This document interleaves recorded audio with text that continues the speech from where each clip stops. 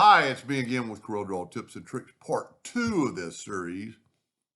I was just playing around with it after I loaded that video and thought that would make it pretty good, and it might even help us with our first problem. Our problem is right here, which is the different degrees that I'm working with. But this is a really neat way to do it, so I thought I'd share that first, and I'm going to work on that. I'm going to draw a 2-point line from there to there. And then I'm going to take the Smart Fill tool and fill that in. And I'm going to left click, right click. I might already have one up there, so I need to probably move it. Yep, already got one up there. So I don't care where you have this on the page.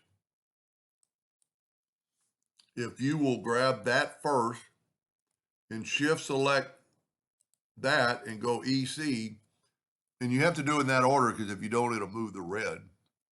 That is exactly in the center. And because this item is symmetrical, then we can grab it all, go right here to intersect, and look at that.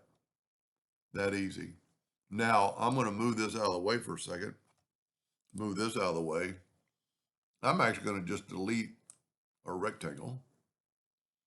Then grab this back and put it back. Well, what happened to my... There it is. I'm going to delete the polygon. Move that back down one. I'm working way off the page. And we're going to use the transformation docker because this is so busy. I'm going to alternate C to have it rotate from the center. And then I'm going to open up Windows, Dockers, and transform or transformation. 60 degrees 5 times because we already have one. Now we are going to have a line in the middle that you could either delete or we could have deleted them pre-hand right there and just take the lines out of both sides. That might be easier. Or if we just go back to where we were and fill it all in with black and take away the outline, those lines won't be there.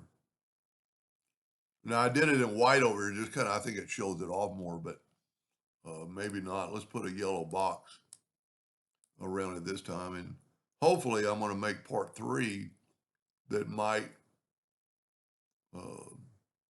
solve his first problem. But I wanted to get that. That's beautiful. Whoever designed that did a good symmetrical job. Anyway, so stay tuned for part 3. If I get it figured out, I'm going to make one like this. Hope that helped. Thank you for watching.